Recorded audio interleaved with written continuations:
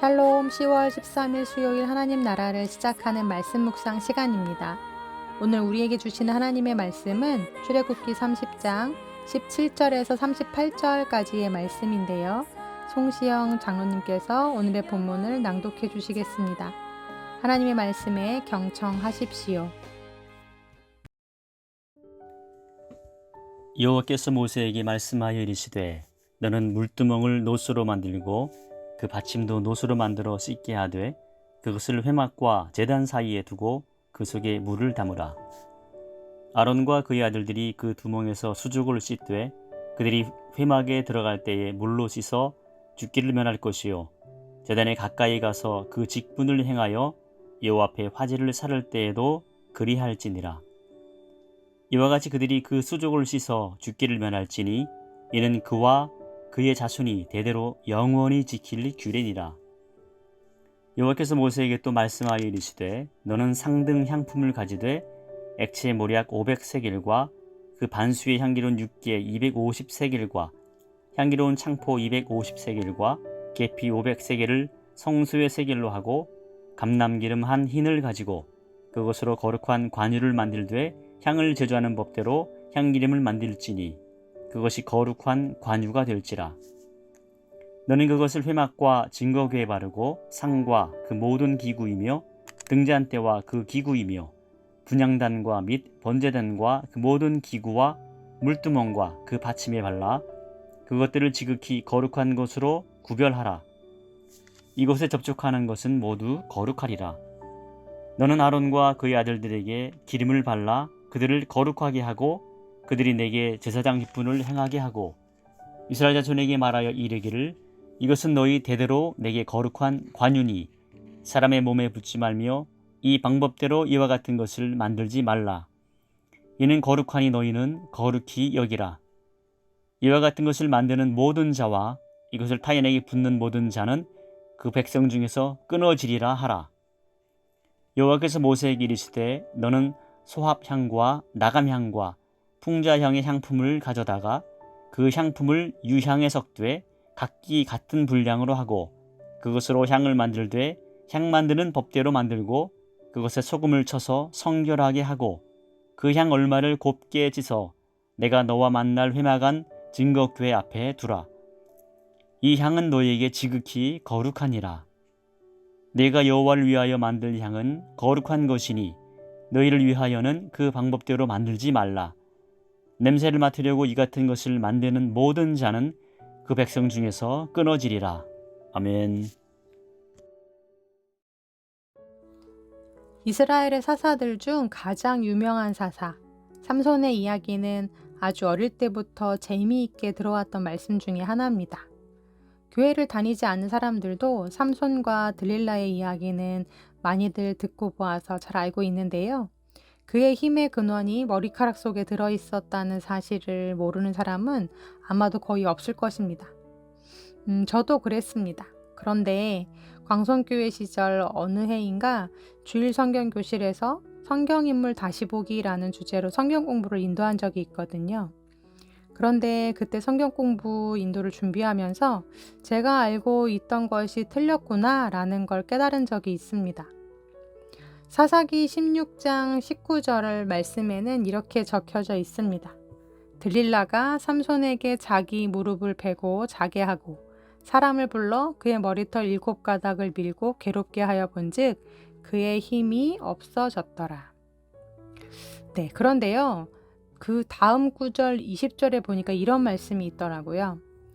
들릴라가 이르되 삼손이여 블레셋 사람이 당신에게 들이닥쳤느니라 하니 삼손이 잠을 깨며 이르기를 내가 전과 같이 나가서 몸을 떨치리라 하였으나 여호와께서 이미 자기를 떠나신 줄을 깨닫지 못하였더라.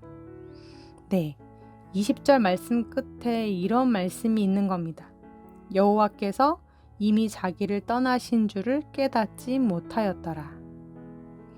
즉, 삼손의 힘은 그의 머리카락에 있었던 것이 아니라 삼손 안에 거하고 계시던 여호와의 영으로부터 나왔다는 뜻입니다.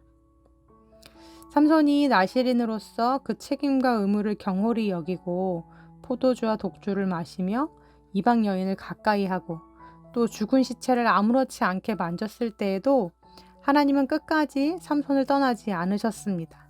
그런데 마지막 남은 하나, 머리카락에 삭도를 대지 말아야 하는 그 일마저, 그 명령마저 삼손이 아무렇지 않게 들릴라에게 털어놓고 스스로 나실인임을 포기하고자 했을 때 하나님은 더 이상 삼손 안에 머무르시지 않고 그를 떠나십니다.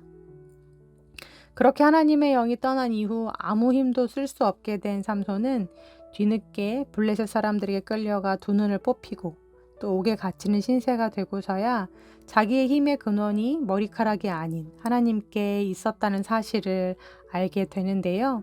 마지막으로 다곤 신전으로 끌려 나와 신전을 무너뜨리기 직전에 그가 했던 기도를 보면 잘 알 수 있습니다. 사사기 16장 28절 말씀입니다. 삼손이 여호와께 부르짖어 이르되 주 여호와여 구하옵나니 나를 생각하옵소서. 하나님이여 구하옵나니 이번만 나를 강하게 하사 나의 두 눈을 뺀 블레셋 사람에게 원수를 단번에 갚게 하옵소서. 네, 삼손의 기도가 이렇습니다. 하나님이여 이번만 나를 강하게 하사. 삼손의 힘이 다시 자라나기 시작한 머리카락에 있는 것이 아니라 하늘의 하나님께 있었다는 걸 삼손이 알았다는 것입니다. 홍해를 갈랐던 모세의 지팡이, 골리앗을 쓰러뜨렸던 다윗의 물맷돌, 불뱀의 독에서 건져낸 광야의 노뱀, 그리고 이 삼손의 머리카락까지 이것들 모두의 공통점 아시겠나요? 그것은 바로 그 자체에 특별한 힘과 능력이 들어있었던 것이 아니라 하나님의 영이 그것들과 함께 할 때, 그것을 통해 역사하실 때 놀라운 일을 행할 수 있었던 도구가 되었다는 사실입니다. 오늘 말씀에서는 회막과 제단 사이에 놓여있던 물두멍과 또 성막과 성막 안 기구들에 칠해지던 거룩한 기름이었던 관유, 또 마지막으로 분향단에서 태워지던 향료를 만드는 방법과 그것들을 사용하는 법에 대해 나와 있습니다. 하나님은 말씀하십니다. 아론과 그 아들들이 회막 안으로 들어갈 때나 또 제단에서 제사를 드릴 때 반드시 물두멍에서 수족을 씻어야 한다고요. 그렇지 않으면 반드시 죽을 것이라고 말씀하십니다. 또한 하나님께서 알려주신 재료와 또 그 레시피대로 거룩한 관유를 만들되 회막과 증거궤에 바르고 성막 안 모든 기구들과 번제단 그리고 물두멍에 이것을 발라서 거룩하게 하라고 하십니다. 또한 아론과 그 아들들에게도 이 기름을 부어 그들을 거룩하게 하라고 하시죠. 마지막으로 소합향과 나감향, 또 풍자향을 섞어 만들었던 향료 역시 하나님께서 명하신 방법 그대로 만들어서 증거궤 앞에 두되 지극히 거룩한 것으로 여기라고 말씀하십니다. 물론 이 재료들을 선택하시고 명령하신 특별한 이유가 있으실 것입니다. 하지만 우리가 여기에서 기억해야 할 것은 물두멍의 물에 죽음을 면하게 하는 특별한 능력이 있었던 것이 아니라는 사실입니다. 또 성소의 모든 기구와 기물들에 칠해지던 그 관유에 그것들을 거룩하게 하는 특별한 능력이 들어있었던 게 아니고 또 분향단에 올려지던 향료에도 특별한 효능이 들어있지 않았다는 거죠. 하나님은 이스라엘 일반 백성들에게 이 관유와 향료를 만드는 방법대로 똑같이 이것들을 만들어 함부로 사용하지 말라고 하십니다. 그랬다가는 반드시 백성 중에서 끊어질 것이라고 말씀하시죠. 특별한 효능이 들어있지 않다면서 그렇다면 왜 하나님은 이를 함부로 만들지도 못하고 또 사용하지도 못하게 하셨던 걸까요? 그것은 바로 그 자체가 우상이 되는 걸 막기 위함이셨습니다. 그것에 무엇인가 신비한 물질과 효능이 들어있는 것이 아니라 하나님이 기뻐하시고 구별하여 쓰시는 그저 그분의 구별된 도구일 뿐이라는 걸 알려주시기 위함이었다는 거죠. 만약 너도 나도 다 이것들을 만들어서 쓰게 된다면 그들은 어떻게 될까요? 그 거룩하게 하는 힘이 있는 기름을 발라서 자신을 거룩하게 하지 않을까요? 그 거룩한 향을 태워서 자신들의 장막을 거룩하게 하겠죠. 그 기름과 향에 거룩하게 하는 능력이 있다고 믿으니까요. 광야에서 불뱀에 물려 죽음의 위기에 처해 있을 때 놋뱀을 장대에 매달아 그걸 쳐다보는 자마다 살게 하셨습니다. 그것을 바라보는 자는 구원을 얻게 됐죠. 그랬을 때 이후 이스라엘 백성들이 어떻게 했는지 아십니까? 가나안으로 들어간 이후 이스라엘 백성들은 이 놋뱀을 가져다가 자기들의 우상으로 만들고 섬겼더랬습니다. 그래서 하나님이 이를 막고자 하셨던 것입니다. 그것들이 중요한 것이 아니라, 그것들이 하나님의 능력이 아니라 정작 하나님이 제일 중요하다는 걸 알려주시기 위해서요. 씻는 물에 효험이 있는 것이 아닙니다. 바르는 기름에 능력이 있는 것이 아닙니다. 태우는 향에 특별한 효능이 들어있던 것이 아닙니다. 우리를 거룩하게 하시고 우리의 능력이 되시는 분은 오직 하나님 한 분뿐이십니다. 그분이 우리의 마음 중심을 보고 계십니다. 사랑하는 우리 우신 가족들, 그렇다면 우리가 붙잡고 있는 삼손의 머리카락 같은 것은 무엇이 있을까요? 죽음을 면하게 하는 물두멍의 물과 같은 존재, 또 나를 거룩하게 만든다고 착각하게 하는 관유와 향료 같은 것들, 그것들은 무엇이 있을까요? 혹시 그것들에 내 위안과 만족을 삼으며 신앙생활을 해가고 계시지는 않나요? 그보다 더 중요하신 하나님, 또 그 하나님 한 분을 경외하며 두려워할 줄 아는 우리 믿음의 사람들이 다 되기를 간절히 기도합니다. 아멘. 주신 말씀 기억하며 함께 기도하시겠습니다.